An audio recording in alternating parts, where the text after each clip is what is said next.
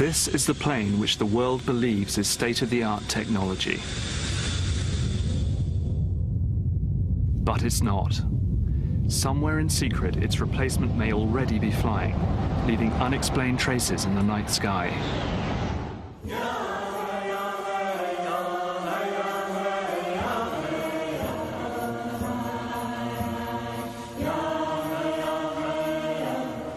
You get a light up there in the sky, and light could be caused by a lot of different things, and you have 10 different observers all looking at that light. Each of those 10 observers is going to see something else. Someone will see God, someone will see Jesus, someone will see a UFO, others will see conspiracies. Amid this uncertainty, people are left to speculate and wonder. We're being visited by extraterrestrial beings. We're possibly confronting beings from maybe another dimension, perhaps our own future. We really don't know, and that's the beauty of it.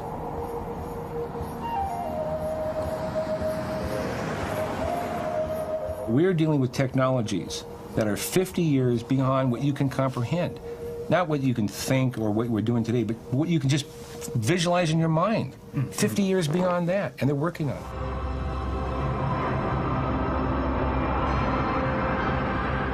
This is the story of a journey along the frontier between what is real and what is imagined. At its heart is the secret defense establishment of the richest nation on Earth.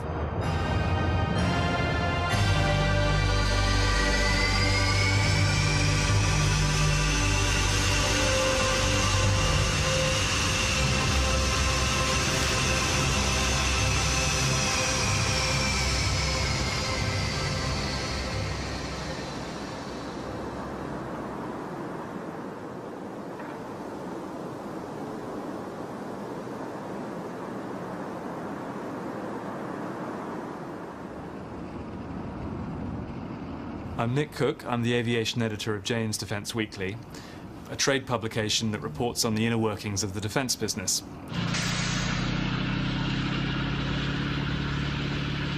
Over recent years, it's been impossible for me to ignore this kind of barrage of publicity we've been hearing about unidentified flying objects or UFOs. So I've decided to embark on a journey to see if I can get to the core of what may or may not be going on.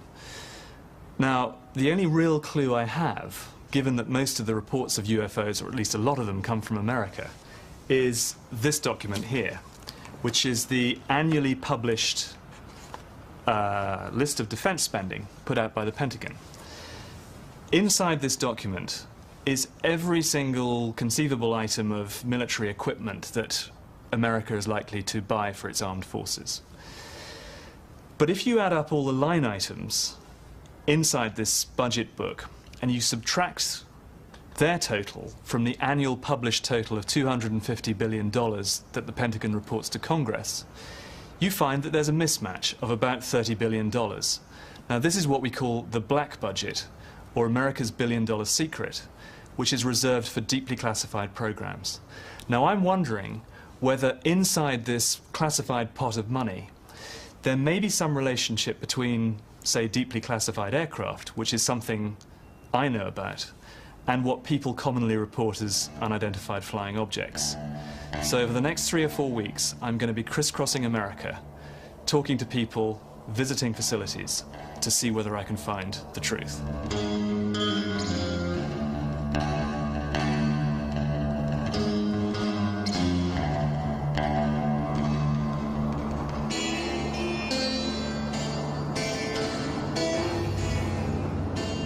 There are two worlds of defense, a white world you can see and a black world you can't. Gentlemen, before you get too far away, how about a big round of applause for Thunderbird number 8, one of the best narrators. Aerospace exhibitions are part of the white world, but behind them lies a realm of secrecy and super technology, way beyond anything they put on show.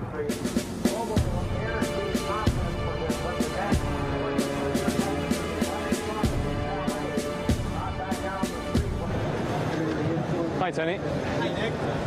How you doing? Fine. Good to see you. Good to see you as well.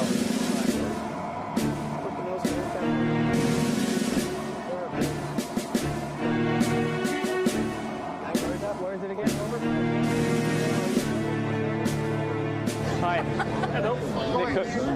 The white world is an interesting enough place, but it's the hidden part, the black world, that interests me. At its center, away from all this glitz and show, is a mysterious airbase called Area 51, a place that has become a mecca for UFO watchers and serious defense analysts alike.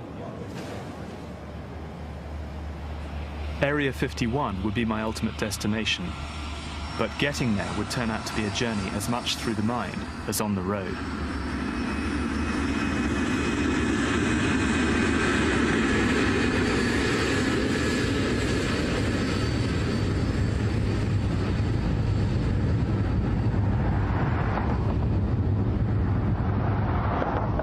Well, I've reached Fort Worth.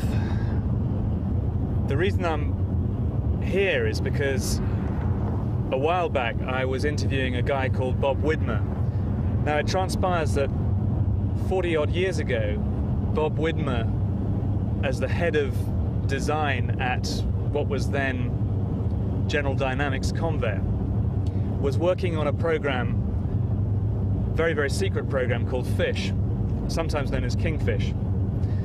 And this was a requirement that the CIA needed for a very fast-flying spy plane. And he competed against a different company at the time. Now, the staggering point to me in this story is that Bob Widmer's design lost the competition for this CIA spy plane. But today, that is some 45 years on from when he was designing it, it's still classified. We had a program called the Super Hustler. The CIA came here and visited me one day. And they said, wasn't there something I could do with this technology? So we tried to come up with an airplane that was as near as possible to a saucer. And did you? And we did. Where is it? We shaped it. Well, we shaped this, that's this fish. That's the fish. The Sure. fish looked like a saucer. Well, not completely. I told you we used the saucer as a start. So the front, you see, Looks. and then we took the back and we had to take it and a piece of it, but it really wasn't. It was as close as we could get. It was always the ideal that we used. We can't do any better than we can with a treated saucer. That was sort of the goal that we used. This is the plane that won the competition, the Lockheed-built Blackbird. For years, its performance, even at times its existence, was kept totally secret. But bit by bit, the data began to leak out, that it was the fastest, highest flying plane ever built, used for top secret reconnaissance missions all over the world. It's a classic example of a black program gradually turning white.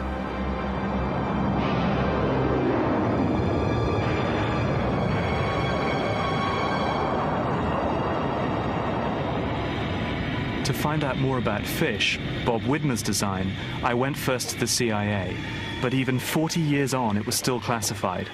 So I asked Bob instead. I don't have a copy. I don't have it. Are you not allowed to have a copy of it?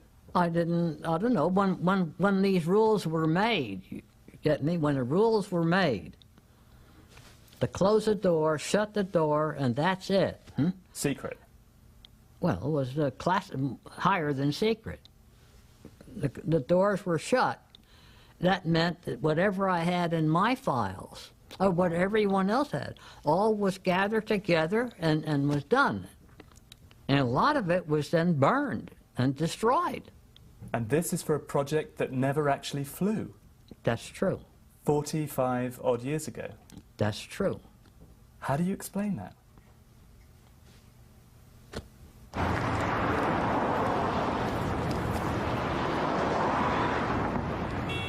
It's an intriguing story. What I find particularly fascinating is that some aspects of Widmer's design don't seem too far away from a black world project that many people are talking about right now. Ask officially and everyone will deny it, but the strong rumor is that America already has a plane in the skies to replace Blackbird. It's called Aurora and goes faster and higher than its predecessor. So I'm here to talk to a congressman who's been asking awkward questions about it on Capitol Hill. Do you know whether Aurora exists?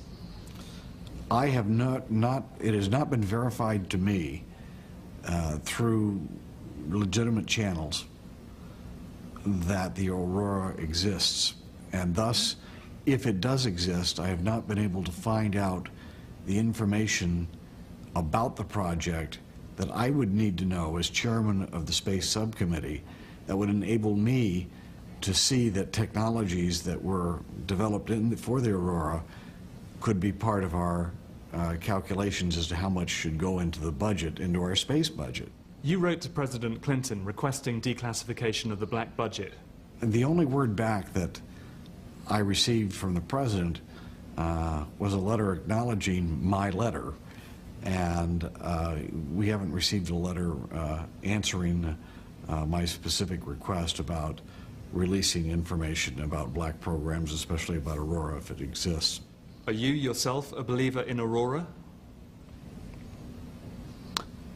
Well, if I had to bet the mortgage, I would probably come down on the side of saying there is an Aurora, and that there's something out there that was developed in the latter years of the Cold War that uses some kind of a scramjet or ramjet that goes to 6 to 8 times the speed of sound and probably unmanned, made with the latest materials and technology and engines and craft. I would think there is, because there's been too many sightings and too many people who are reliable sources that what they've seen is inexplicable except for that.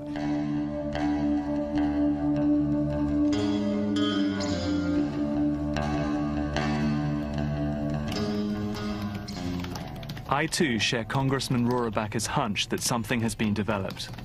Blackbird had been flying for at least 3 years before anyone admitted its existence. In Aurora's case, it would certainly explain where some of the Pentagon's missing billions have gone.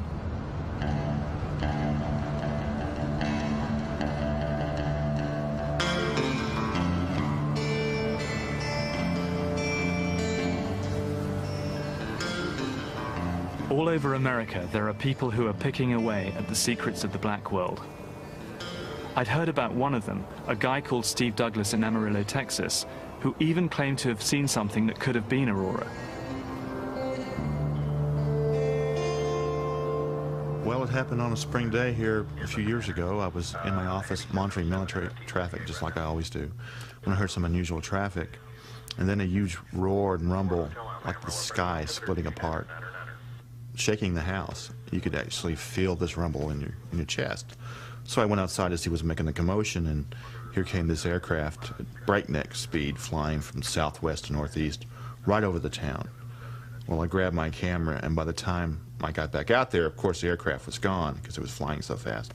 But it left this unique contrail, this spotted string of pearls like a donuts on a rope right across the sky. So I shot some pictures of the contrail. In itself, the contrail doesn't add up to evidence of Aurora's existence. As with everything you discover on the fringes of the black world and the white, it's a question of putting small pieces into a larger jigsaw. Douglas is determined to find rational explanations for what other people simply call UFOs, but my instinct tells me there's much more to it than this.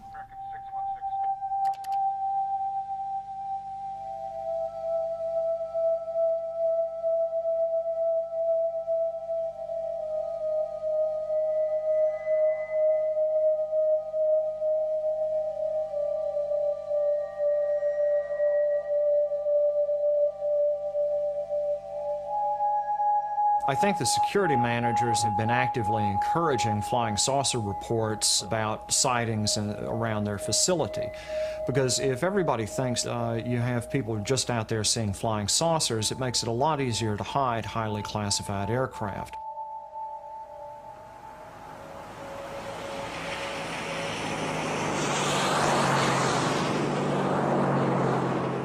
I'd spoken to John Pike before I left Washington. He's been making the connection between UFO sightings and top-secret aircraft for years. a lot of the reconnaissance balloons that the Central Intelligence Agency was flying back in the 1950s and high-flying aircraft in the early 1960s, according to a CIA study, accounted for a lot of flying saucer reports back then. When you look up in the sky, the question of whether you see a high-flying aircraft or whether you see a flying saucer may just depend on what you saw on television the previous night.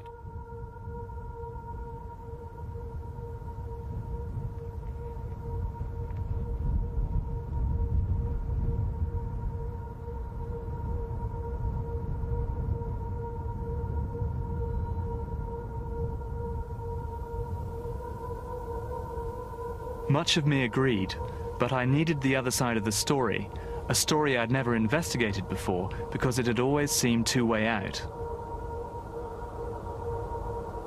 Someone had pointed me towards Jim Mars, an authority on UFOs and conspiracies. In the military mind, the UFOs would represent advanced technology. And of course, to them, advanced technology then represents potential weaponry. And therefore, they've got to keep it all secret. You got to keep it secret from your enemies, and then you got to keep it secret from your own people so that your enemies don't get it, et cetera, et cetera.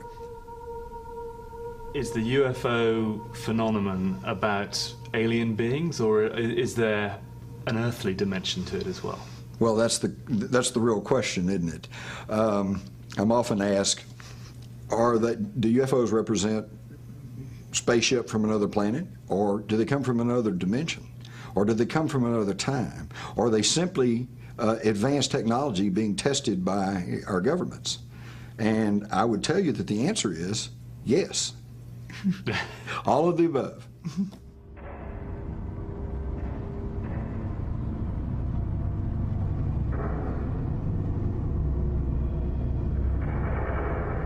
It's dead easy to dismiss a lot of these people as cranky or deluded, but the one thing I've learned after years in the business is never to dismiss something as impossible simply because you can't imagine it happening. Time was when traveling in space was laughed off as fiction, but it happened sure enough, and much of it was developed here at the Marshall Space Flight Center in Alabama. NASA is still the place where dreams come true. Some people call it the white face of the black world.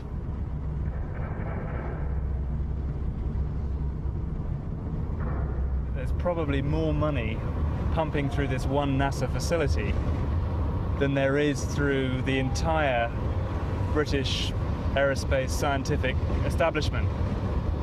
And this is what I find incredible about America, is that you can get so much technology concentrated in one place, but you also realize that the stuff is everywhere. It's across the entire country. Monitors are reporting that the spacecraft is go for launch. Hydraulics go. SSC, hydraulics internal. T-minus 15 seconds and counting. Rocket launches at Cape Kennedy are what the public see, but I wanted to get inside the heads of the dream makers. 6, 5, 4, 3, 2, 1. We have ignition and we have liftoff of NASA's Mars Climate Orbiter as we continue to explore the mysteries of the red planet. View from the second stage of the Boeing Delta II vehicle as we continue to rise 20 seconds after liftoff. Everything continues to go well. Everything continues. There's an awful lot goes on here. A lot of it is current science, stuff that's happening here and now, essentially rocket technology, things that really haven't changed too much since World War II. But there's also an awful lot which is way, way out Tomorrowland. And one or two people I hope to be speaking to here should have a very insightful view into the future. And we're probably talking decades, if not hundreds of years out in terms of space travel. Wonderful view of the Earth's limb as we rise above the Earth's surface with our Mars Climate Orbiter. What I really wanted to know was, were there revolutionary forms of propulsion available that would explain the otherwise impossible? The nearest star, Alpha Centauri, is 4 light years away. We're looking at, already today, breakthrough physics physical phenomena that has not been proven yet that will be required to make a fast trip to the Alpha Centauri system. Antimatter-driven fusion drives, space warp, the ways to get to other stars in a Star Trek type fashion. If we're not thinking about that kind of stuff today, we won't be going to the stars in 100 years. I guarantee it. Just like I can guarantee, because we didn't start looking at the technology to go to Mars back during the Apollo era, we're not there today. And if we had been thinking about that at the close of that era, we would be there and have it colonized today. So we need to be thinking about it now. Absolutely.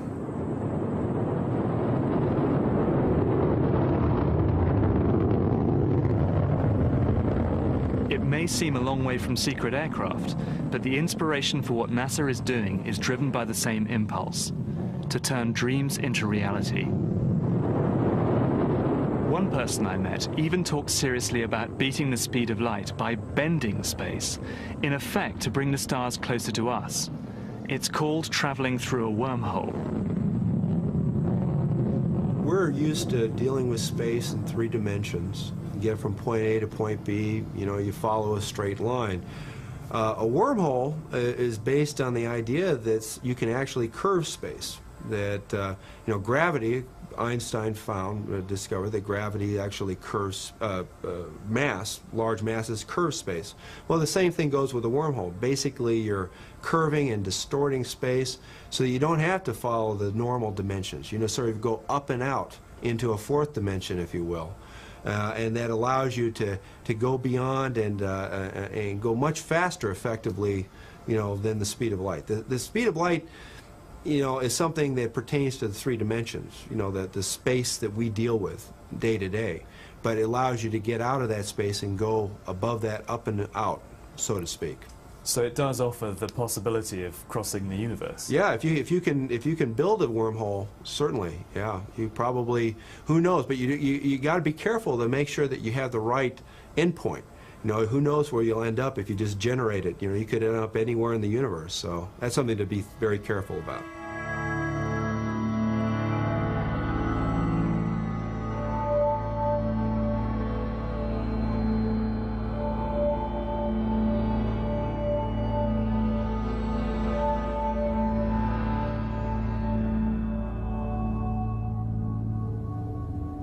Hearing someone talk this way, I knew the detour to NASA hadn't been a waste. Though they say this stuff is way in the future, just how far away is anyone's guess. Maybe in the black world, some of it was a lot closer to reality than anyone at NASA believed or cared to admit. I've always been extremely excited by this landscape. It's a sort of landscape that allows you to believe that anything is possible. I look up into, you know, that big old sky and that enormous horizon.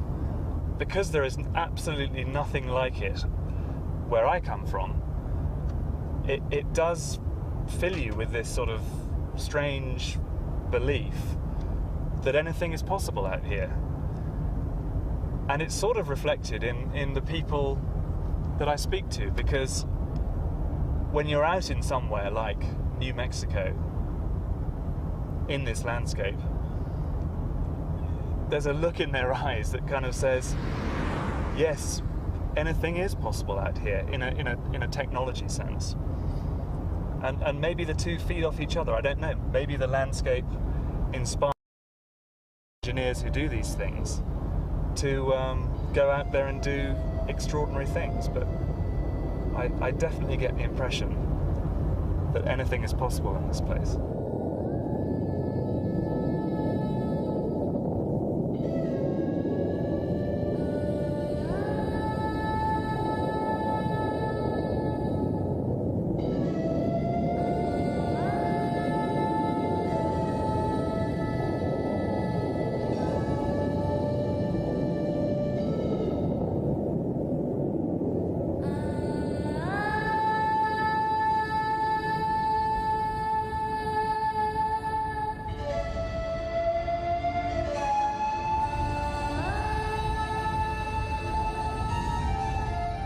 I think that New Mexico is an important state for UFO sightings for a variety of reasons, but one primarily, at least in the paranormal level, has to do with that act of magic we committed in 1945 by detonating an atomic bomb. It just seems as if that atomic blast acted as a magnet for all sorts of strange phenomena.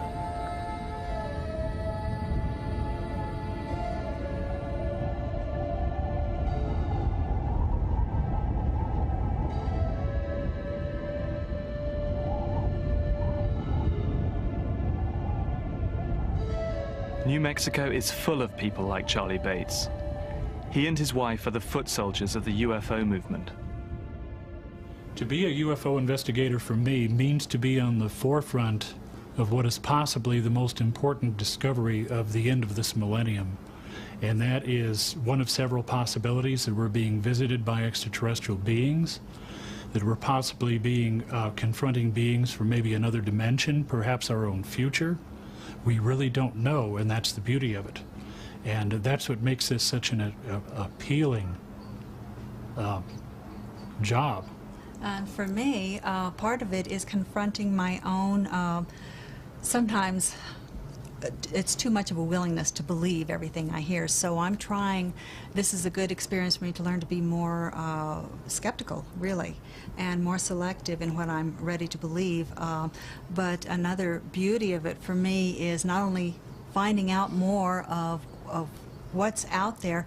It seems that the more we find out, the more that's found out, the more questions there are. So that's the beauty of it and the frustration of it.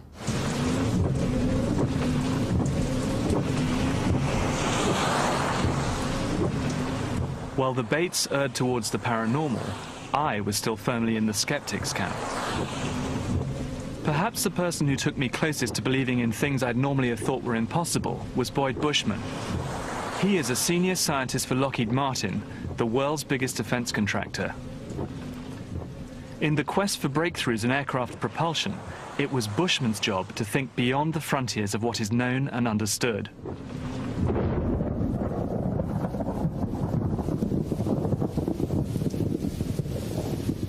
Doing what he did, I strongly suspected that he lived on the fringes of the black world.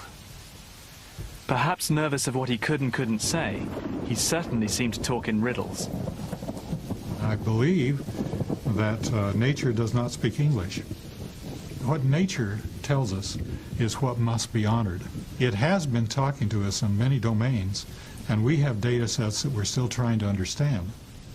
But I can't talk to all the theoreticians because there don't exist theories where I am. What we have is wonderful, and it comes from miracles occurring. But that we will see will not be what we have. And I therefore tell my team, if you know anything, I really don't want to talk to you, because everything we know has already gone to production. Now, if there's something you kind of wonder, or if you think of, or etc., let's take those steps to the future. And that's what we always have to do, is walk literally. Kind of a lonely walk, but a very, very rewarding walk, to listen where languages are not taught and verbalization is not used. But we have to learn its language.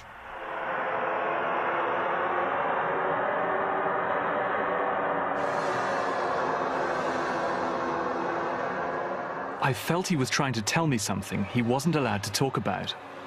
So I asked him about the holy grail of science fiction, anti-gravity propulsion. I do notice in recent publications that one of the latest group of my colleagues have said that they have evidence, because of the separation of the galaxies, that there is an anti-gravity.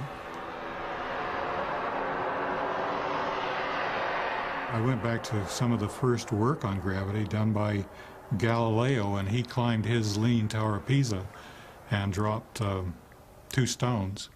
They arrived at the ground at the same time. I climbed my Leaning Tower of Building 500 here at the company, and I dropped my 2 weights that were exactly the same weight, and they did not arrive at the ground at the same time. I had purposely placed opposing magnets that didn't like each other, like two norths together. And I had already done an iron filing test that showed that it was showering out an entire magnetic plane. And I wanted to see how that magnetic plane interfaced with gravity. He showed me a film of extraordinary experiments that had been done in Canada 10 years ago.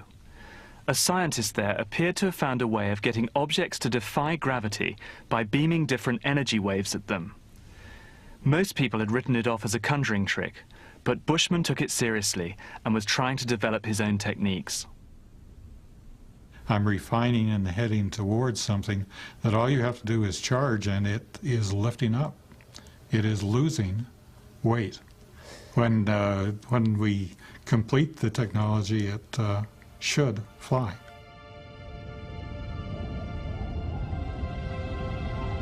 I was astounded that someone of Bushman's standing should seriously discuss the notion of anti-gravity with me. His experimental work opened up a world of possibilities that for me has made the unbelievable believable.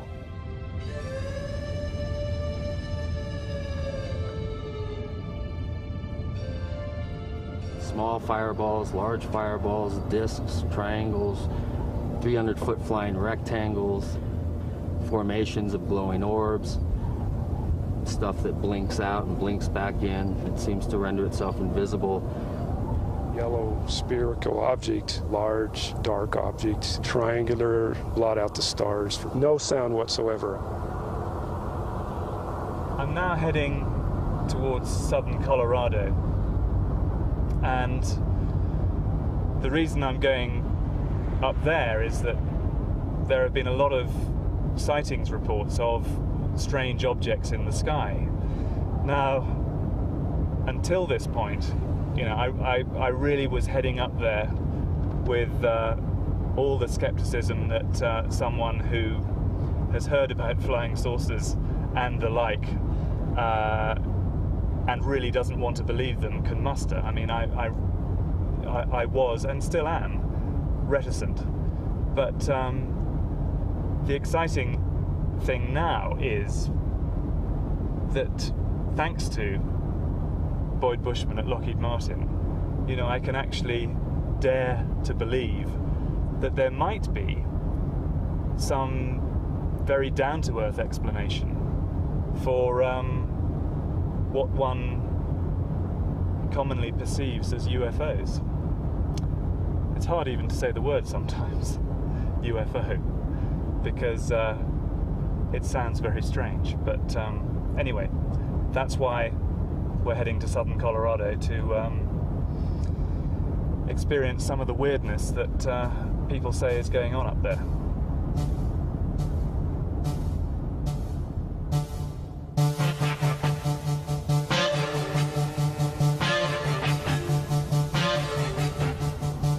The first guy with a strange story I met in Colorado was Ken Fry.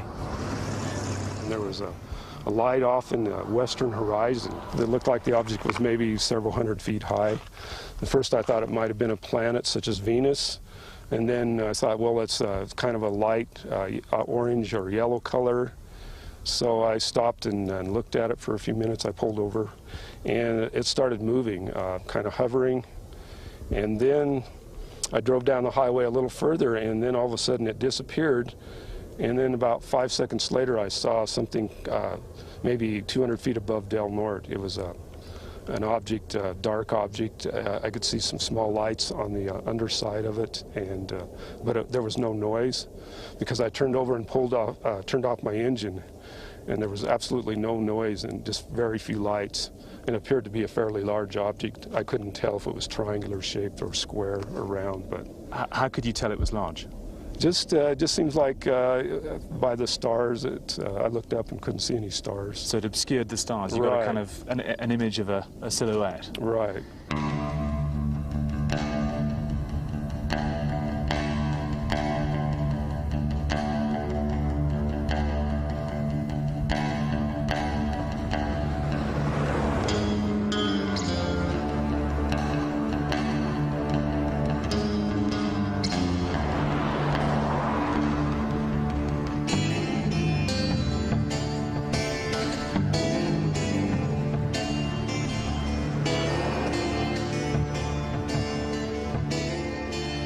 that was just the start of it. Everyone I spoke to had a story to tell. David Perkins had been researching the sightings for 25 years. Where we live, it's just a continuous barrage. This is southern Colorado we're talking about, of strange craft being reported by people that are reputable observers, many of them ex-military observers. A friend of mine, a colleague, works for the Defense Department. He has a contract to do advanced research for them, so he's a very reputable fellow. One day he was out jogging and went over a little hill and looked down below him at a large pasture that was down there, and he saw a craft that was hovering just above the ground, he said. And he told me that it was a mile long, hovering there, and you could see clearly the outlines of windows. It was a large metallic craft, totally silent. He stared at it a while, became frightened, and ran back into town, immediately called NORAD, and said, could you please tell me what is a mile long that's hovering in the pasture outside of town? And they, of course, said, we have no idea what you're talking about. NORAD being North American Air Right. Defense Command. Right. And I thought that was a very interesting and reputable report, because obviously he had a lot to lose by giving crackpot reports if he's working for the Defense Department. And that isn't the only report of craft that size. I've had several other incidents where people have described mile-long craft, or half-mile-long craft, or quarter-mile-long craft flying incredibly low, with all kinds of flashing lights and lights going around the rims in sequencing fashion. So we've seen some amazingly large, we've had reports of amazingly large craft all over the area. I might have discounted stories like these, except I was hearing them all over the place. But the thing everyone was really talking about were mysterious cattle mutilations. At first sight, they seemed irrelevant, but the frequency of the stories and the fact they always seemed to be associated with UFO sightings meant that I couldn't ignore them. So I went to see Chris O'Brien, a resident expert on the subject. I investigated a case, just your average rancher, average ranching family in the middle of nowhere. They literally had no trees, no places to hide, nothing for a mile all the way around them. One road in, one road out. Rancher gets up in the morning, over his cup of coffee, looks out, and 30 feet from his house is a mutilated cow. Now, if I was that rancher, I would immediately go into a place of fear. I would think, hey, whoever it was could have come in here and done this to me or my family. And one of the things I think is really important and possibly crucial, and maybe our biggest clue, is that the animals are left where they're found. If somebody is cutting up and taking body parts, they could just take the whole animal away and no one would ever know. It would be just a missing, head of livestock. But they leave them there, and that to me tells me and other investigators that a signal is being sent. I don't think I know quite yet what that signal is, but I can tell you that it has to do with fear, with control, and with the elements that tend to keep people in their place. Who is supposed to be keeping us in our place is not clear. Chris doesn't pretend to have any answers, but he showed me some video to back up his point. Predators have obviously torn this animal up, but there's unusual cookie cutter incisions. Go ahead, tell me that coyotes did that. And this animal appears to have been cookie cutter incised all the way from the chin, all the way down the belly to the rear end. There's no question in my mind that that is not tearing and ripping action from coyote. It can't be. It looks like the thing was sewn together and then you pulled the sewing out. Now, I've never seen this before, but correct me if I'm wrong. Do predators pop the hoof material off the feet? I've never seen that before. I've never heard of that.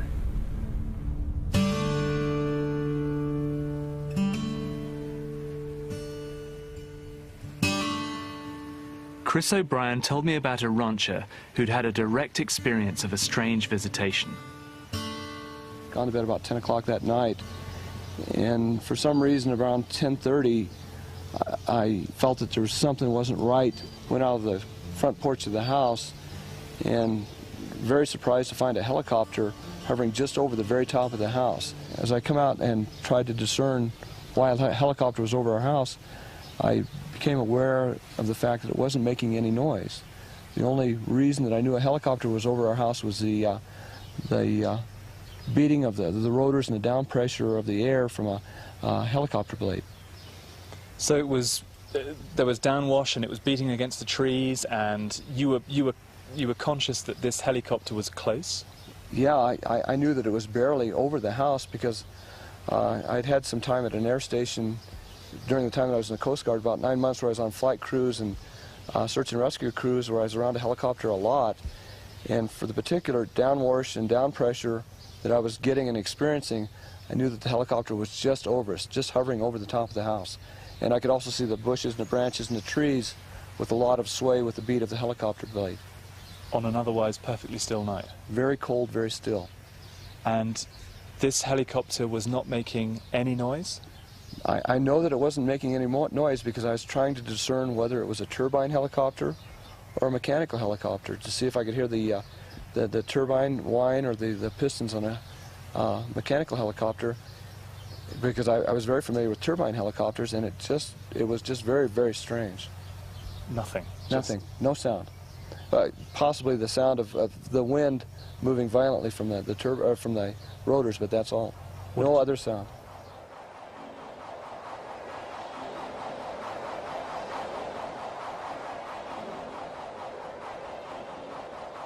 The next morning, John Haar and his sons made an unsettling discovery in a field behind the house.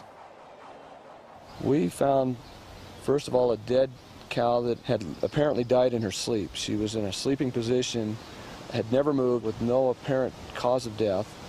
And then we found a cow on her side that we just thought was dead at first. And as we looked more closely, my wife noticed that the cow had been mutilated, that the skin on the jawline of the cow had been precisely removed, that all of the meat was taken off the bones, and the sex organs had been cut out very carefully of this cow.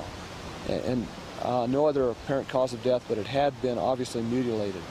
And as I studied it and looked at it, it became more obvious to me all the time that this was something that was too precise and too fine to have been done with less than a surgeon's scalpel.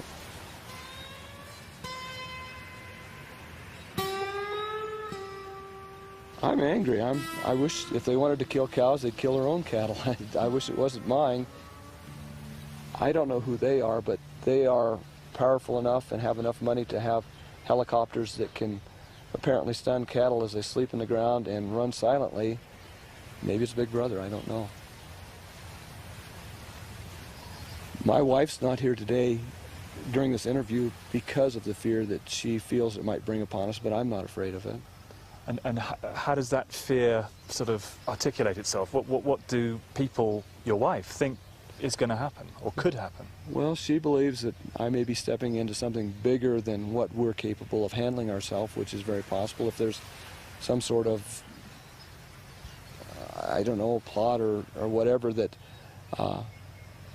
it's beyond my understanding. I don't know. It's bigger than what we are.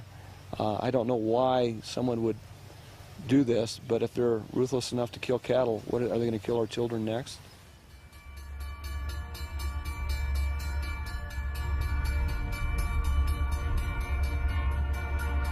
Things had suddenly taken a sinister turn.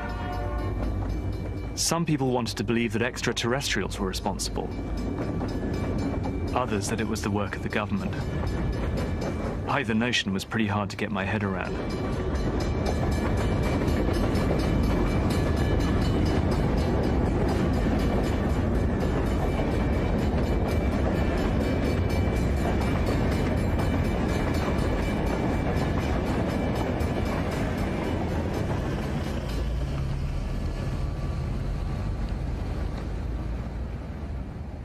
I felt I had entered a looking-glass world. In the midst of this madness, I wanted to know if David Perkins had come to any conclusions. Just from my own background and research into this over 25 years, I find it hard to believe that anybody knows what's going on, because we're seeing something that's creating supposedly, apparently, real physical events in the environment. Cattle mutilations, landing traces, crop circles, if you will, any number of other things. We have just that tangential sort of piece of evidence that would suggest something but is not conclusive to the scientific community. From my own point of view, it doesn't satisfy my curiosity as to what is actually behind the phenomenon. I suspect it's a much bigger picture than extraterrestrials even. To me, that seems like a simplistic answer. That it doesn't really satisfy my criteria for answering all the questions that surround, for instance, a cattle mutilation. I can't throw out half of the evidence, as most people do, to satisfy their pet theory. Most of my colleagues say, okay, it's got to be extraterrestrials because people saw flying saucers. Some people saw cows being lifted in beams of light into craft.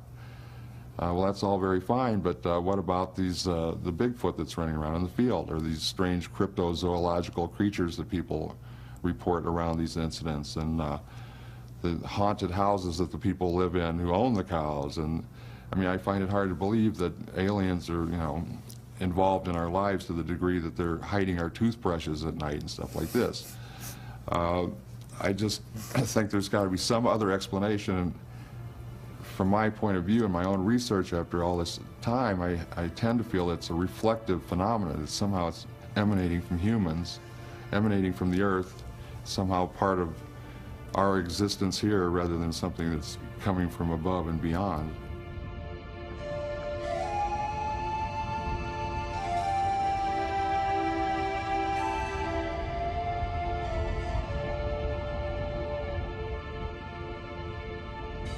It's very difficult to know what is going on in this place.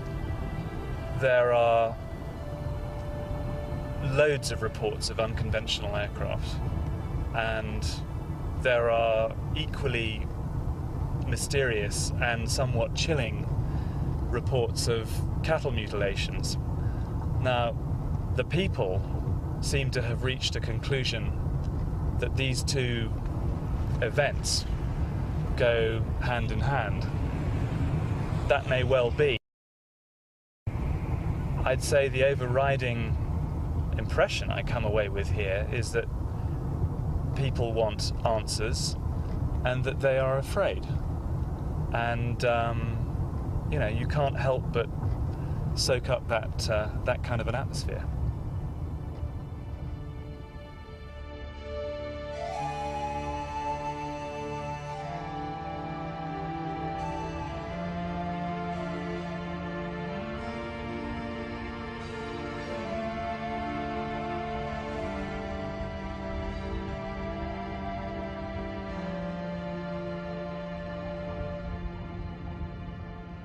My experience, though, has indicated that most of the rank and file people in government and in the American military have simply not been clued into what is really going on. I feel that the definite knowledge that the United States government holds is in the hands of a very select few people. And I think in order to keep that information out of other hands, they resort to classification, denial, and disinformation.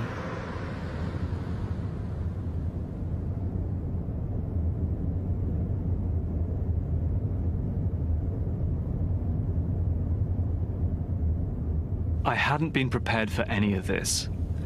I had moved from skepticism about UFOs at the outset to the possibility that something in some shape, way, or form existed. I felt the need to get back with my feet on the ground and talk to people that, wearing my technology hat, I at least knew and understood. And so I returned to Washington to tackle General George Mullner of the US Air Force, the man responsible for how the Air Force spends its budget, including, I knew, a significant proportion of its black budget on advanced aircraft and weaponry. I sort of knew what he was going to say. I just wanted to hear him say it. General, I've just spent a couple of days in southern Colorado where a lot of apparently credible witnesses are reporting sightings of extraordinarily unconventional aircraft. And I mean things like huge black triangles, silent helicopters, all kinds of very extraordinary craft. Should we be looking to the US Air Force for whatever is going on in this place? Well, the only programs that I'm aware of that we have operating out in that environment, obviously our 117s operate out of Holloman. They're triangular shaped, obviously they're black, and they operate at night quite frequently and so on. But I think the 117 has become somewhat of a familiar planform to a lot of people, although it is difficult to recognize just because of its shape. It is triangular in many planes, as you know. And then all the rest of the airplanes that we have operating down in the Holloman area in particular are all conventional airplanes.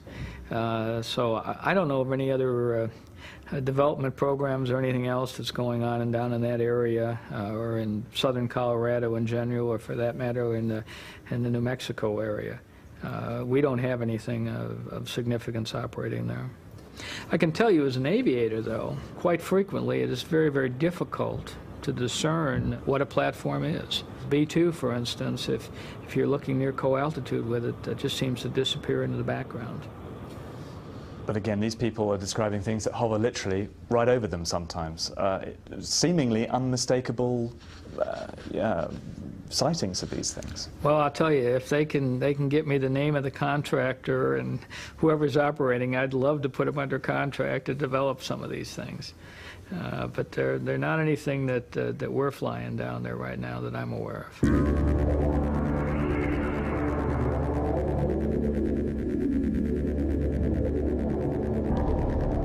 I went back to the desert to pursue the story.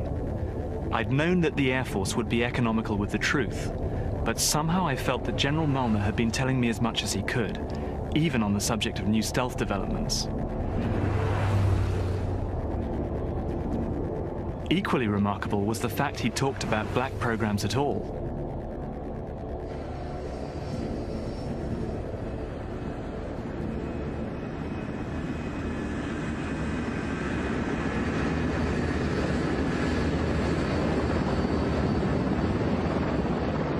I think the next generation of stealth, beyond where we're at right now, at least initially, would probably be developed in the black. The techniques necessary to achieve those next gains, I think, are going to require some sensitivity. And there may be some weapons technologies that would be developed in a covert fashion until they're mature enough to bring forward. Those are the only two that really come to mind that would require a black development.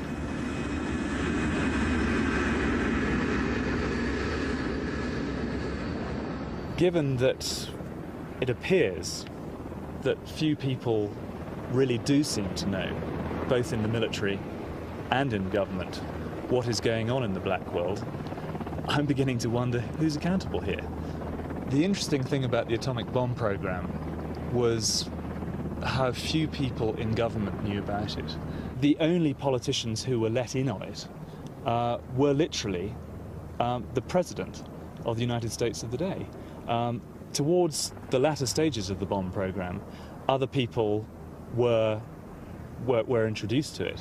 I think there is probably deep symmetry there with what is going on today, in that what we seem to be seeing on this journey is a whole raft of individuals in quite senior positions in the military and in government who do not know or do not appear to know what is going on.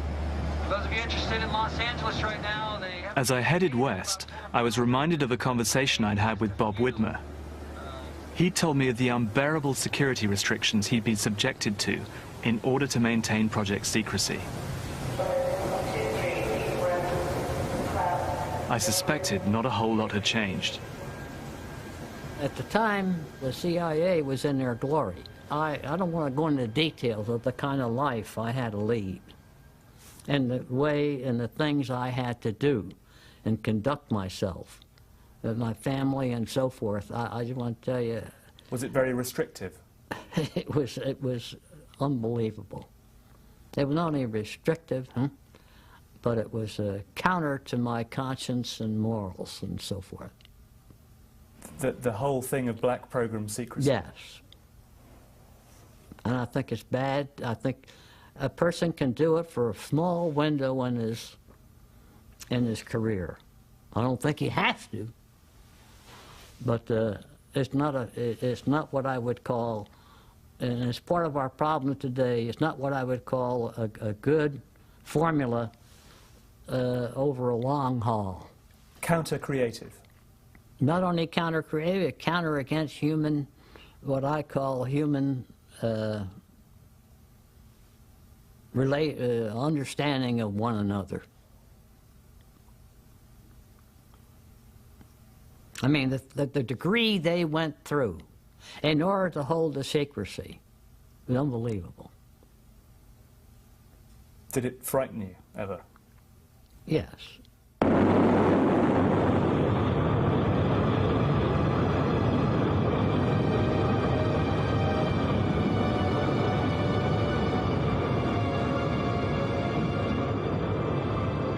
Well, I think the main reason we still have a lot of these black programs is because it's fun. People working on the program like to think that they're important, like to play I've Got a Secret. It makes it a lot easier to run a program if you don't have to worry about members of Congress asking questions at hearings or reporters running around reporting on the problems your program's having.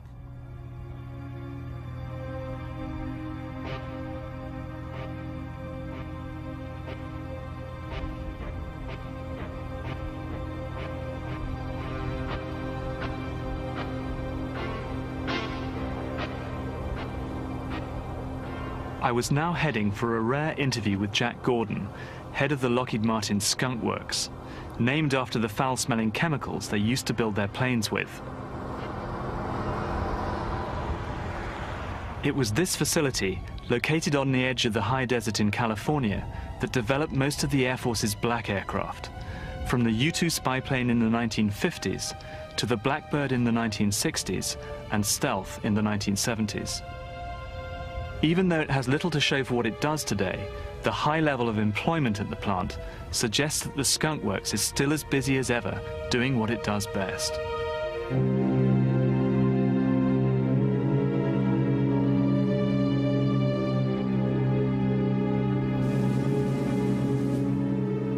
Part of our mission statement in the Skunk Works speaks to urgently needed requirements. For instance, we were the inventors of the U-2 at a time when the world was quite concerned about what the Soviet Union was doing with their advanced bombers and strategic missiles.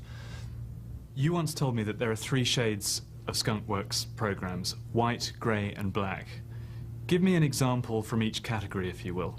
A white program, of course, is the standard program that everybody is familiar with, and an example of that today might be our single stage to orbit work, our X-33 prototype program that we're doing with NASA. And that is a program that is being managed on the internet. We're connected with a number of NASA centers and with government organizations and with our team partners.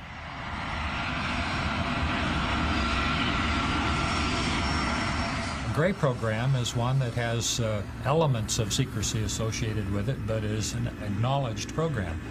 The F-117 would be in that category today, in that everybody is aware of the F-117 stealth fighter, but of course the actual signature characteristics and the operational characteristics of the airplane are close hold.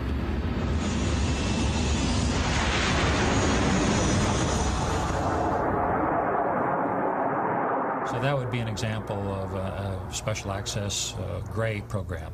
And then a black program, of course, is an unacknowledged program that we just do not acknowledge that it exists at all, and that is that sensitive and is at the edge of our national defense. Here's a catch-22 question. Do you have any unacknowledged programs at the moment? What are unacknowledged programs? Well, I'm asking you. Do you The answer is we just don't comment on unacknowledged programs, whether they exist or not. By definition, since they're unacknowledged, they're unacknowledged.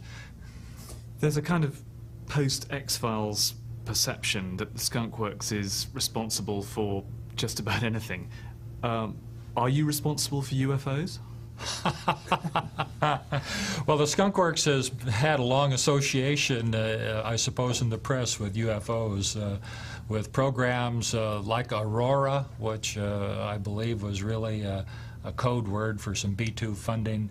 I know in the popular magazines there has been some speculation that there is an underground tunnel between our Helendale facility and Edwards Air Force Base where we transport the aliens back and forth. But I can assure you that I haven't seen any of these little green folks yet.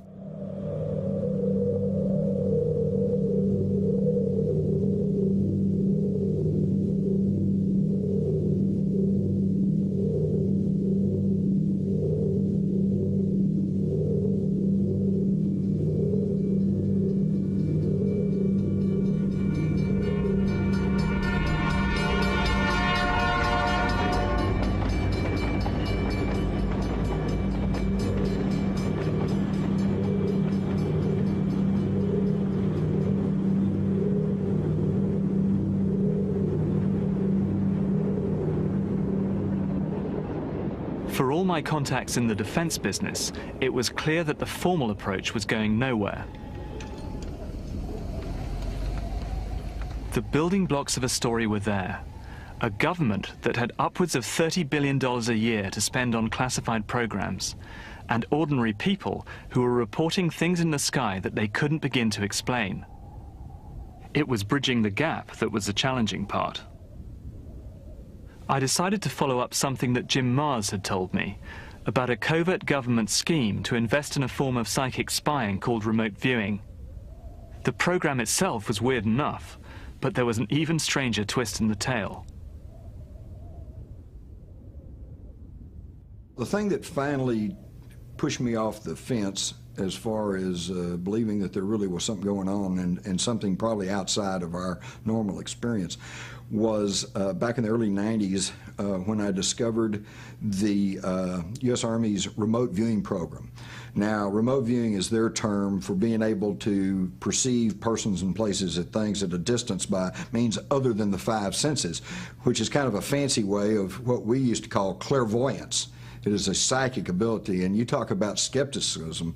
I was highly skeptical of that until I interviewed the people that were actually doing it within the Army and the people who had done it within the CIA and the scientists that had worked on it. It was one of the most scientifically studied experiments in history. I talked to people that were on the oversight committees of this whole thing and found out the government obviously felt like they were getting something from it because they'd kept funding it through 4 administrations, okay? And the bottom line was every single military-trained remote viewer had had a direct experience with the UFOs. And they all said that they represent craft from other worlds with people in them. So once I was satisfied that the remote viewing experience was legitimate, then I had to take seriously what they're saying.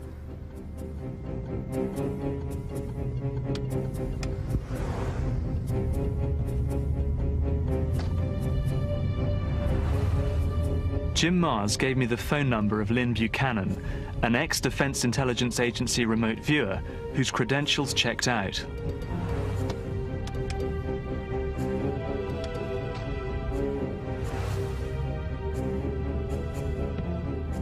I felt uneasy because I was getting into the world of spying, where disinformation is part of the toolkit. But at this stage, I was prepared to try anything that might take the investigation forward, especially since Jim Mars' story seemed to imply that the American intelligence services might actually have been using their remote viewers to gather information on UFOs.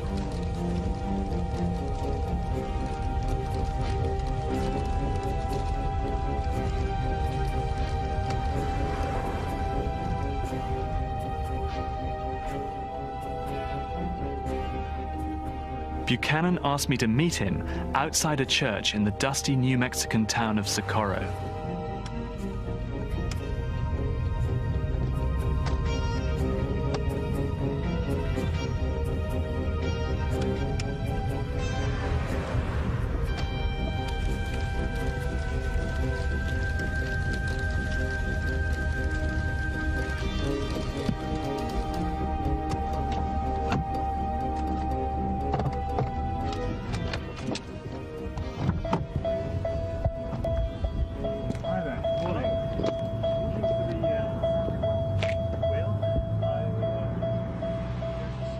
an experienced controlled remote viewer who's been at this for several years can carry this entire thing to where he can read a document locked in a safe halfway around the world, where he can draw the floor plans of a building where a hostage is being kept.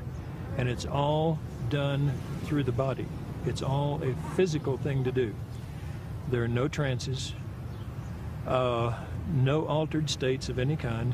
We had a senator come one time and see if he wanted to fund what we were doing. And he watched a demonstration session that we had.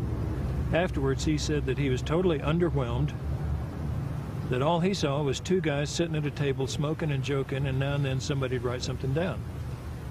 Our director handed him the summary of our session and said, yeah, but look what they wrote down.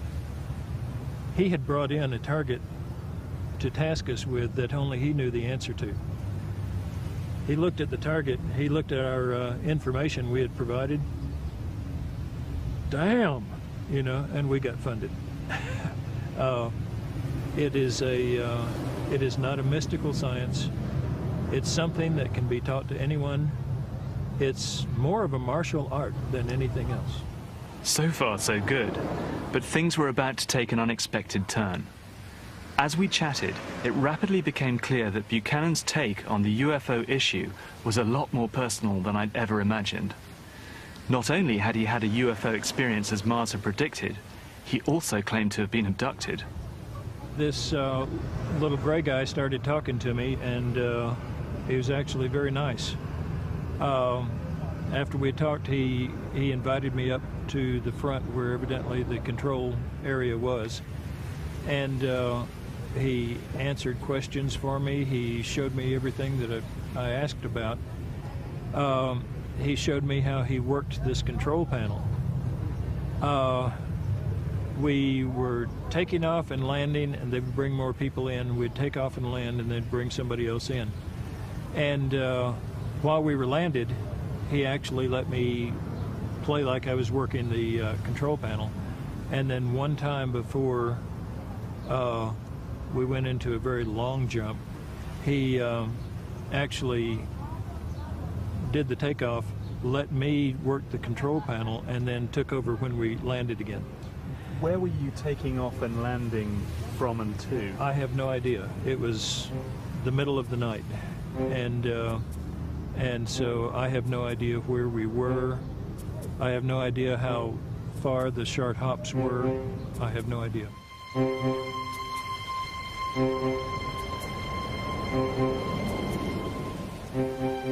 As if all this wasn't surreal enough, Buchanan then told me that the captain of the alien ship had told him that he would immediately forget everything that had happened to him. And indeed that, he said, was just what had happened.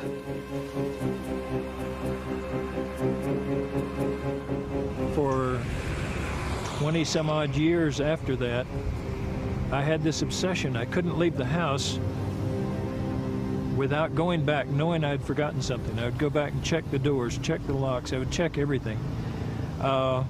Finally, about 25 years after the event, I had gone back. My wife and I were going somewhere one Sunday, and I had gone back repeatedly to the house to see what I'd forgotten. And she started making fun of me. And she said, well, you've checked upstairs, you've checked downstairs. Did you check the backyard? That's the only thing you haven't checked yet. When she said that, it just all flooded back. And I knew what I'd forgotten for 25 years.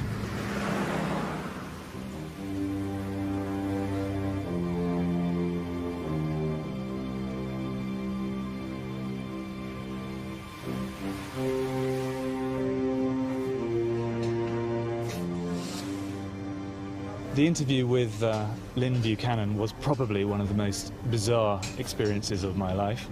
I found what he had to say about remote viewing very interesting, because this is something that I can correlate and verify. We do know that the CIA and the Defense Intelligence Agency ran a controlled remote viewing program from the mid-70s onwards. And we know that it was funded to the tune of $12 million or thereabouts. But when it gets into the realm of abductions and extraterrestrials he claimed to have experienced, then that is deeply weird territory for me, and it's not an area that I naturally feel comfortable with at all. The guy said it happened to him, and who am I to disbelieve him? You know, I think it's one of those things you either have to accept or you don't, and I'm not going to be judgmental on it.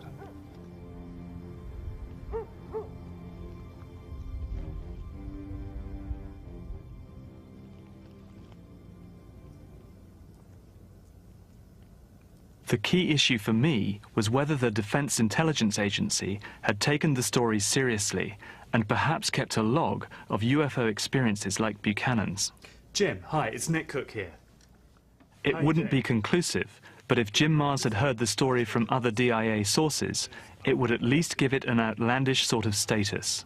Did you hear about his, let's say, abduction experience from other sources, or did you originally hear it from him? You heard it from other sources. Right, interesting. Well, it ties in completely with what you said. But I mean,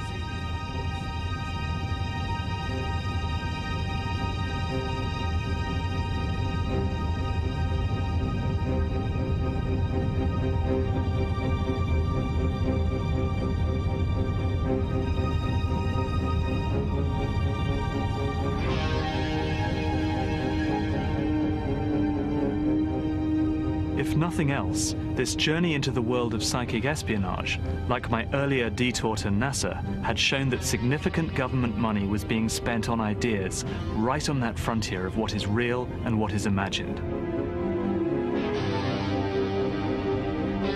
It was time to get back to hardcore defense. This is where the US Air Force develops and tests exotic-sounding weapons like lasers and plasma cannons. Technology on the very edge of achievable science.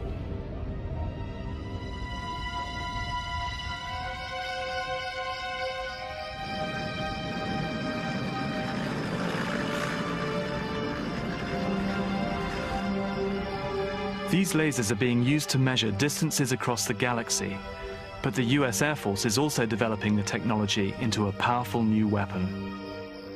Throughout time, there have been advances that have changed dramatically the way wars are fought. We believe this is one of those advances because for the first time, it will allow us to strike an attacking missile from hundreds of miles away at the speed of light. So to strike at the speed of light, it signals a new era of defense. What you're looking at here is a model of the United States Air Force's airborne laser, a project to package a weapons-class laser on a Boeing 747-400 series freighter aircraft, a commercial aircraft, placing that laser in that aircraft, and then developing all the technologies needed so that that laser light will emanate from the nose of the aircraft to strike a theater ballistic missile hundreds of miles away. The type of missile, theater ballistic missile, typical would be the Scud missiles that were used against us in the Gulf War.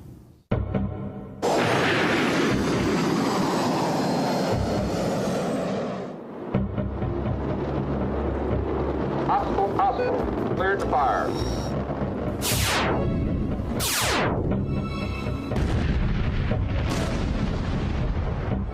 As I listened to Rich Garcia, the thought I couldn't get out of my head was this.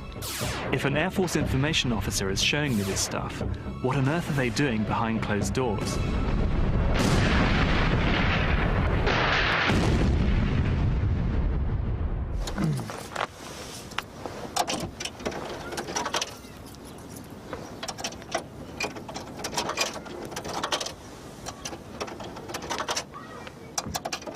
Striking at the speed of light is all very well, but trying to book a hotel room in Las Vegas on a US public telephone is a challenge all of its own.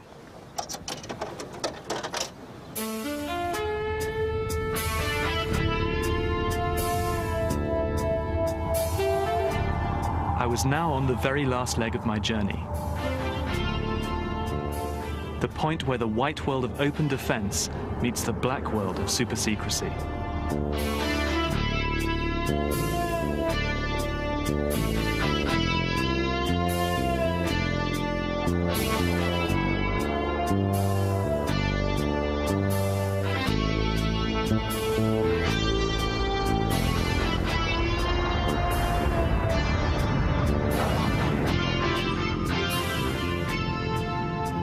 never thought I'd look on Vegas as anything like a regular place, but considering where I've been and where I'm going, it almost feels normal.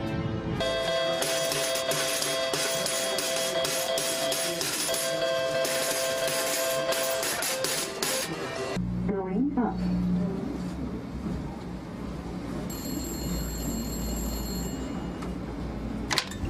It's Nick Cook here, how are you? The place I'm heading for is Area 51. Not too bad at all. Nowhere in America is more secret or has attracted more suspicion about what the government is up to. What I needed was a guide who could show me the ropes. All being well, we'll be chatting with a chap called Mark Farmer, who he's more of a journalist than a kind of obsessive. But he's also tracked a lot of secret aircraft and defense programs. And I'm entering a world here that I haven't come across hitherto, which is people who are prepared to give up an awful lot of time to track programs and aircraft. I guess, really, they're enthusiasts. But in a very, very dedicated way, in a way that most of us don't have the time or the energy or the inclination to do.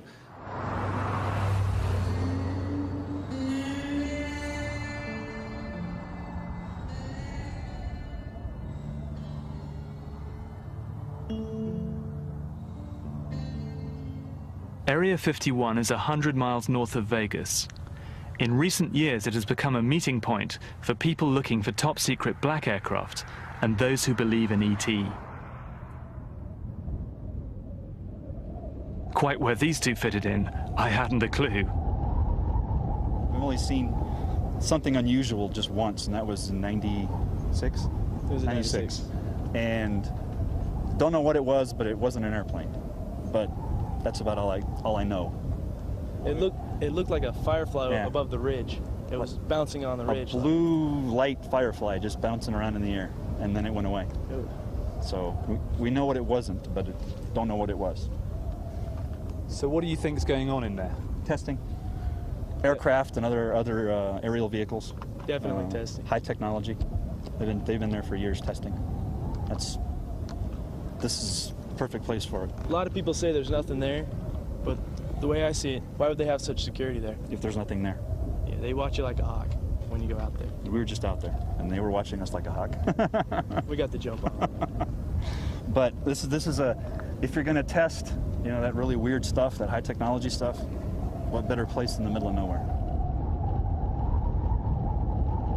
I guess you get all sorts out here. On the road out of Vegas is Rachel, a tiny settlement in the shadow of Area 51 that's largely populated by, and in some cases making a living from, people who are convinced that aliens are amongst us.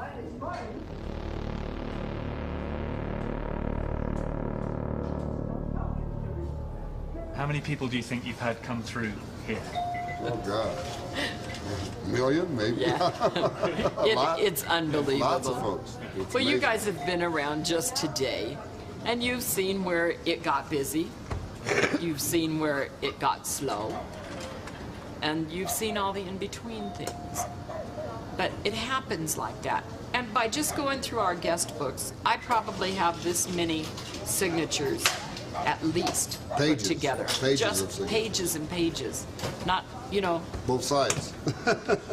Have you had any strange experiences that have happened to you here? Well, we had one that to us kind of set things in motion. We had a beam of light about this big around, a big flashlight, come through the door. That was the size, about a big flashlight. It's that door right there.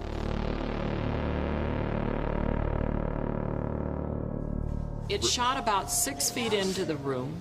It totally illuminated the door jamb. And it was at least 20 below zero outside, so I'm telling you, the door was closed. This It was very object cold. came through. We were the only ones here. Right. At that time. It happened between 8:30 and 9:30 at night, and we both felt that there was a presence. Well, we looked at each other. We were listening to television, talking, and said... I said, did you see what I think I just saw? And she said, yes, I did. Yeah. And I said, make yourself at home. You're welcome to be here. And then she said, Oh, we got to laughing because it was close to Christmas, the holidays, and you put milk and cookies out for Santa Claus. So I said, well, maybe. Oh, I said, no, if you can come through a steel-clad door, you can damn well open a beer can or get in one of my refrigerators. So just go ahead and help yourself, you know.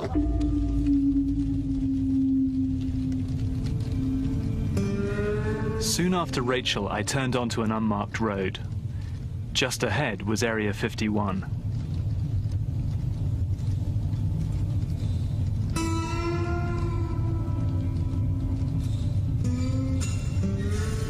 It doesn't look like much, but Area 51, also known as Groom Lake, is so secret it doesn't appear on any maps, even though it's surrounded by a closed-off piece of government land the size of Switzerland. For a place that doesn't officially exist, its security is incredibly tight, though you have to look hard to know it's there. I had been forewarned that every mile of my approach would be monitored by security cameras and sensor devices. What have we been able to glean about what goes on inside Area 51? The answer is not much. There's an airbase inside, and its 6-mile runway is the longest on Earth. The people who work here are brought in on private buses or flown in on unmarked charter planes. This is the crossover from the white world to the black, the place where the road runs out, and where I met my contact, Mark Farmer.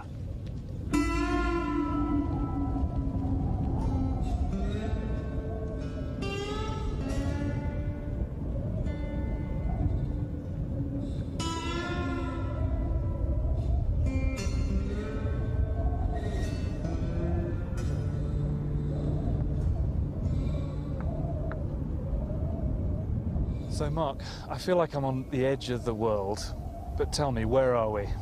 In some ways you are on the edge of the world, the edge of the white world.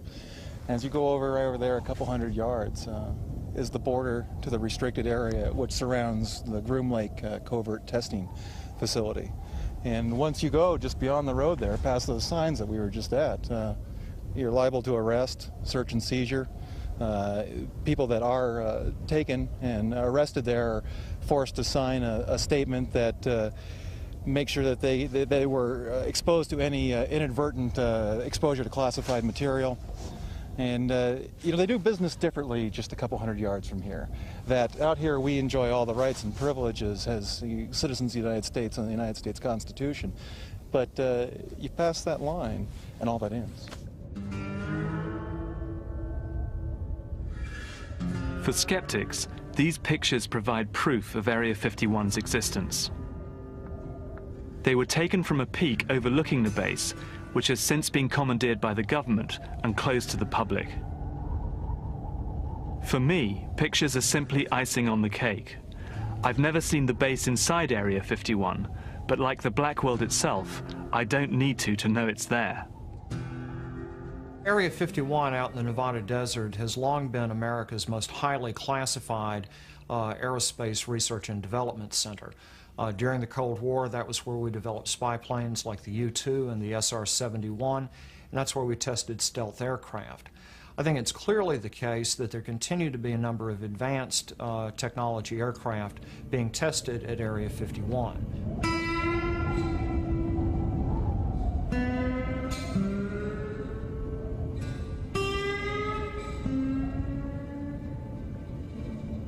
This is the heartland of the billion-dollar secret. And now that I'm here, the question that's nagging me is, how much secrecy do you actually need in a post-Cold War world?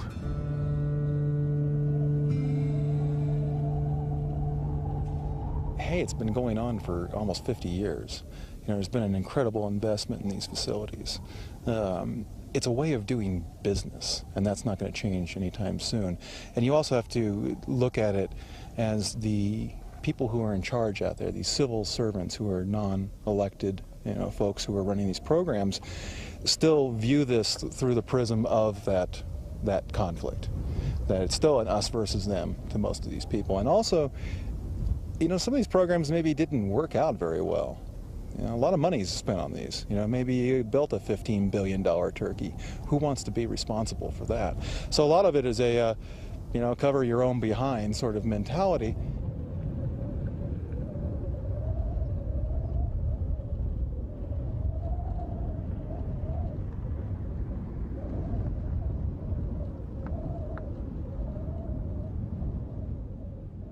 I think it is important for us to be able to send our warriors to the battlefield with the best possible equipment to give them the greatest possible advantage.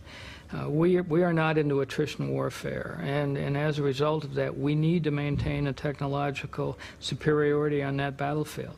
I think it is a very small price to pay for the general public not to have total access to these things until the right time comes along in order to maintain that technological superiority.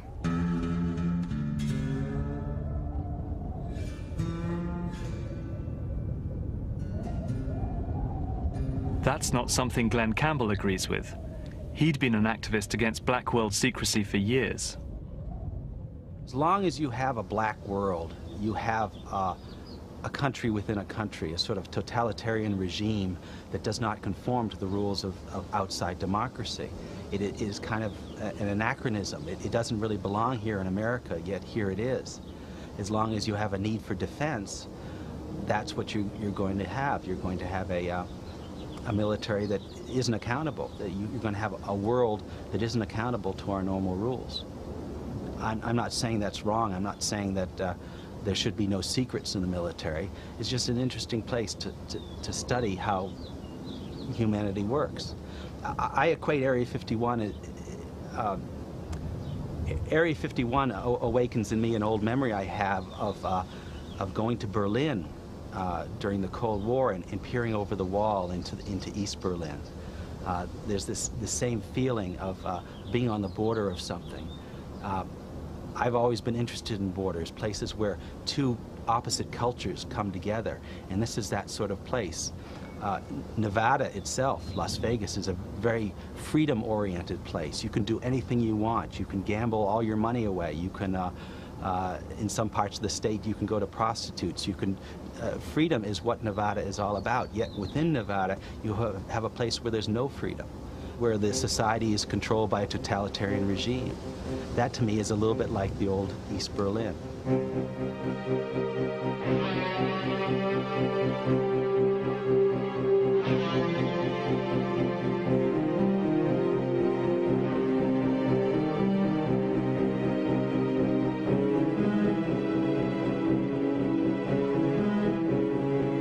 Campbell told me that when you sign the oath of secrecy that lets you work in Area 51, you pretty much hand over your life to the government. I then met a woman whose husband had done just that. It's a secret base. Nobody knows it's there, except the whole world. You go up to the little alien inn up in Rachel, right near the test site. Alien pictures everywhere. Everyone knows what Area 51 is. And everyone knows what Route 95 is. And that leads up to Mercury, which is the gateway to the base up there. And that's called the Widowmaker's Highway. And I didn't know for years what it meant. I thought it was because the buses drove so fast that they had a lot of accidents. I didn't realize that if you went to work there that you were going to die. Helen's husband worked inside Area 51 for 5 years. Then he fell seriously ill. But because of his oath of secrecy, he couldn't tell his doctors much to help them. My husband went to a doctor. He wasn't allowed to tell him anything about where he worked or what he did or what kind of materials he handled, how many people worked there. He couldn't tell him anything because it would put him in jeopardy of going to jail by violating his oath. So it was very difficult for the doctors to diagnose anything, and they just kept sending him from one doctor to another. And I remember one day in particular, we went to the doctor, and she took one look at him, and she said, "My God, you're losing your whole face," because it was peeling so badly. So then she sent him to a skin doctor, and he did every test he could think of, but he couldn't figure it out. Well, in the meantime, while this was going on, he would come home, you know, every so often and say, well, this guy got sick, or this guy died, or this guy's having an operation, and the guys are, you know, getting together and getting a collection up for these guys. And for a while there, it was like every week. And I said, well, what's going on up there? Why is everybody getting sick? Helen's husband died, and he wasn't the only one. She and a group of former workers at Area 51 sued for compensation, and their case went to the Supreme Court. So far, it's been very frustrating. The government won't even agree that Area 51 exists. And, of course, the guys are being threatened with jail if they speak up. So we're getting nothing but stonewalling. It's like the government doesn't care what happens to them.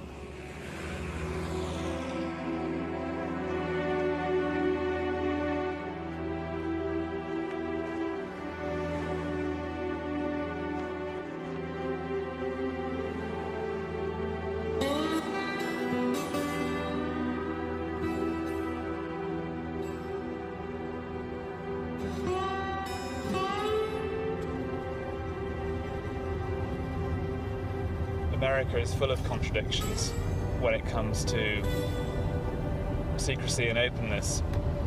On the one hand, you've got, on the surface, a very open society. It prides itself on being extremely open. This is a country with a Freedom of Information Act. You can get access to any information that you want, supposedly. But actually, that's not true. There is a whole section of the community, of government, of life, which is ring-fenced from that, and which you cannot get access to. And I think the intention is actually that you should never get access to it. And that's something that I've been acutely aware of as I've made the journey.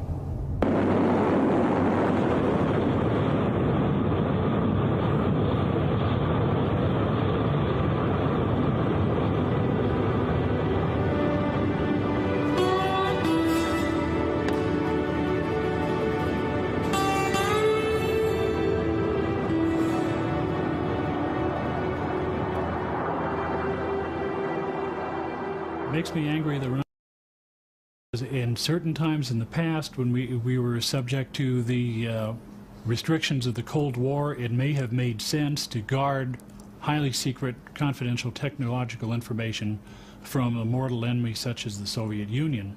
However, today, ostensibly when the Cold War is over, this massive degree of classification still exists, and it extends into other areas besides UFOs, and yet we still have this mindset to cover up. We still have this mindset that treats the American people as if we're a bunch of sheep or a bunch of children who can't decide things for themselves, or would panic at the slightest disruption of our world beliefs or mindset.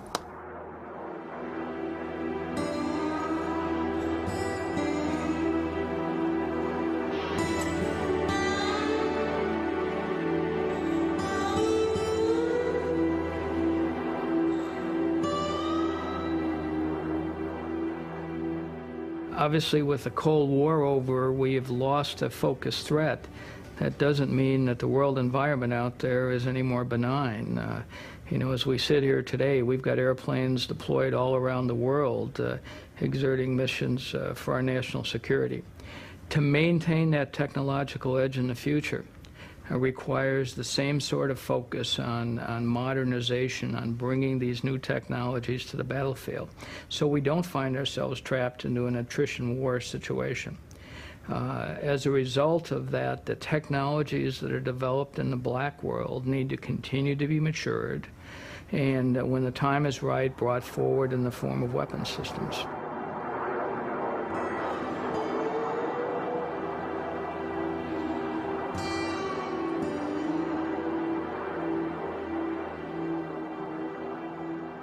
Now, during the Cold War, it made sense to have those black programs. Now that the Soviet Union is no longer our adversary, it's still a dangerous world, but it's not like it was back in those days. And if we have a functioning technology in a black program, we should not be spending billions of dollars in a program that's visible to the public, trying to duplicate those technologies we already have. We can't afford that kind of waste. During the Cold War we could, because that was part of our defense expenditure of keeping those things secret. Well, we don't need to waste that money now.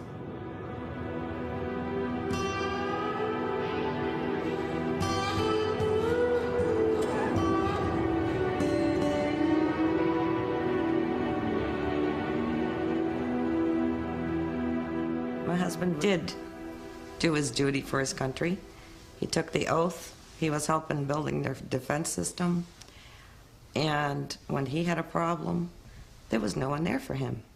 And there's no one there for the other guys. And they took the oath, and they're sitting home suffering, and they have nowhere to go. I mean, it's even worse than being in the military, because at least they had the VA. They have nobody to go to. They have absolutely nothing.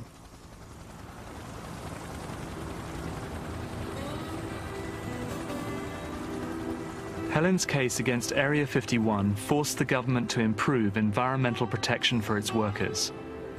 But her request to find out what materials they were using was turned down by the Supreme Court on the grounds of national security.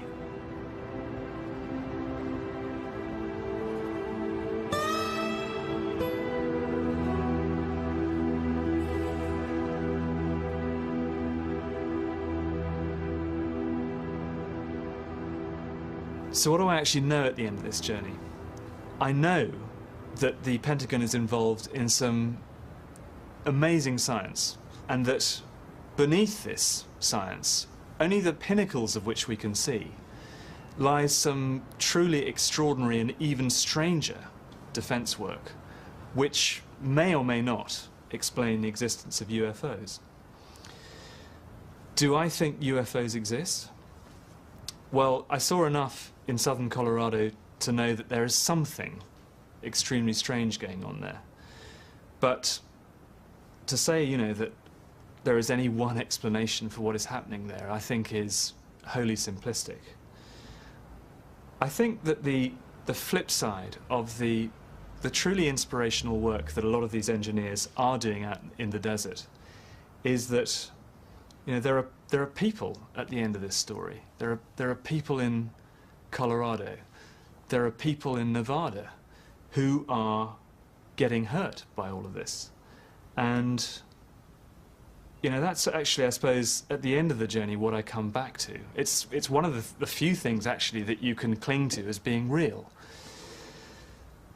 And, you know, I wonder sometimes whether the people who are doing these extraordinary things out in the desert, fiddling around with strange science, you know, are bearing that in mind, whether they actually know what they're doing to the little guy.